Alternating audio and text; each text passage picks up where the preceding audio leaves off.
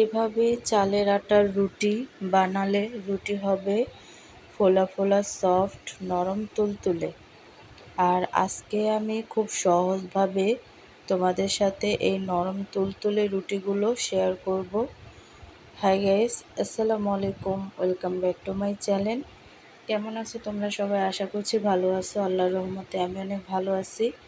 তো গাইস, আজকে আমি তোমাদের সাথে শেয়ার করব নরম তুলতুলে রুটি রেসিপি। আর এই চালের রুটিটা খেতে কে না পছন্দ করে, যে কোনো তরকারি বলো বা হালুয়া বলো সব কিছুর সাথেই মানিয়ে যায়। তো রুটিগুলো তৈরি করার জন্য একটা হাঁড়িতে আমি সর্বফার্স্ট পানি নিয়ে নিছি। আর পানিটা কিন্তু মেপে নিতে হবে। তো পানির মধ্যে আমি দিয়ে দিচ্ছি লবণ। আর যেই বাটি দিয়ে আমি পানিটা নিছি সেই বাটি মেপেই কিন্তু আমি চালের আটাটা নিব। তো দিয়ে দিচ্ছি সামান্য একটু তেল। আর এই তেলটা দিলে হয় কি, অনেকটা নরম থাকে রুটিগুলো। তারপরে কিন্তু পানিটা ফুটে ওঠার পরে আমি চালের গুঁড়িটা সিদ্ধ করার জন্য দিয়ে দেব। আর দেখো, এইভাবে করে কিন্তু আমি ঢাকনা দিয়ে ঢেকে অনেকক্ষণ পর্যন্ত সিদ্ধ করে নেব। তো দেখো, বলক চলে আসছে। তো এই পর্যায়ে কিন্তু এই চালের গুঁড়িটা অনেকটা সিদ্ধ হয়ে গেছে। তো এই পর্যায়ে এসে এই চালের গুঁড়িটাকে একটু নেড়েচেড়ে দিতে হবে, যাতে সব দিক থেকে চালের গুঁড়িটা ভালোভাবে সিদ্ধ হয়ে যায়। তো দেখো, এইভাবে করে কিন্তু আমি নেড়েচেড়ে পানিটাকে একেবারে শুকিয়ে ফেলছি।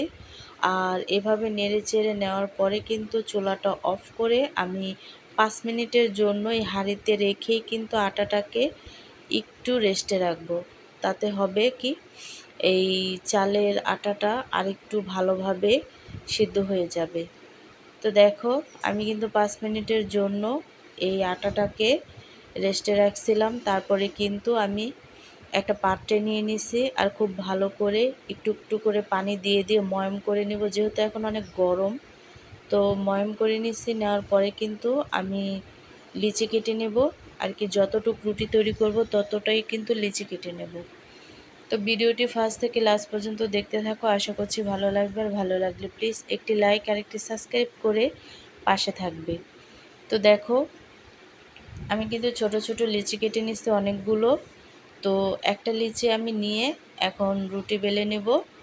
তো দেখো, আর একটা লিচি নিয়ে কিন্তু খুব সহজভাবে আমি রুটিটা বেলে নেব।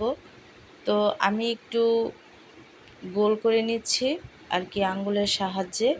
এভাবে করে নিলে কিন্তু রুটিটা গোল হয়। তো এভাবে করে তারপরে কিন্তু আমি রুটিটাকে বেলে নেব। তো দেখো, তোমরা চাইলে সরাসরি লিচিটাকে নিয়েও রুটিটা বেলতে পারো আর কি, যাদের আইডিয়া আছে সেভাবেই কিন্তু রুটিটাকে তৈরি করতে পারো। তো দেখো, এভাবে করে কিন্তু আমি রুটিটাকে বেলে নেব। আর এই রুটিটা তেরা বেঁকা হলেও সমস্যা নেই, কারণ আমি এই রুটিটা অন্যভাবে দেখাবো। অনেকে আছে রুটিটা বেলতে গেলে তেরা বেঁকা হয়।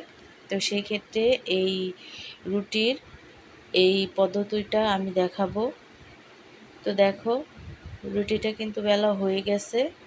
তো এই পর্যায়ে এসে একটা মুখা নিয়ে নেব আর কি, বাটির মুখা নিয়ে তারপরে কিন্তু আমি কেটে নেব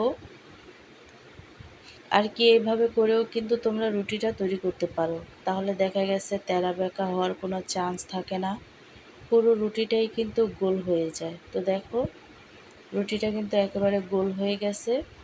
তো একটা রুটি হয়ে গেছে। এইভাবে করে আমি সবগুলো রুটিই কিন্তু তৈরি করে নিচ্ছি। তো তৈরি করে নেওয়ার পরে কিন্তু আমি ভেজে নেব রুটিগুলোকে। আর তাওয়াটা কিন্তু আমি অনেক আগে থেকেই গরম বসাইছি। তো তাওয়াটা কিন্তু গরম হয়ে গেছে। তো একটা রুটি আমি দিয়ে দিছি। তো দেওয়ার পরে কিন্তু এপিঠ ওপিঠ দোনো পিঠ ভাজার পরে কিন্তু রুটিটা দেখো, খুব সহজভাবেই কিন্তু রুটিটা হয়ে গেছে। আর এভাবে করে কিন্তু সবগুলো রুটি আমি ভেজে নেব।